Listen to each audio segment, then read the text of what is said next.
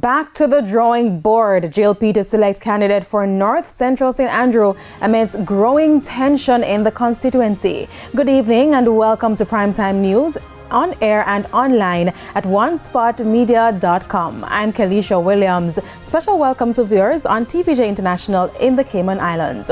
Also this evening, PNP continues to criticize the government over distribution of Moroccan fertilizer, and another shark attack leaves fisherfolk in St. Thomas furious.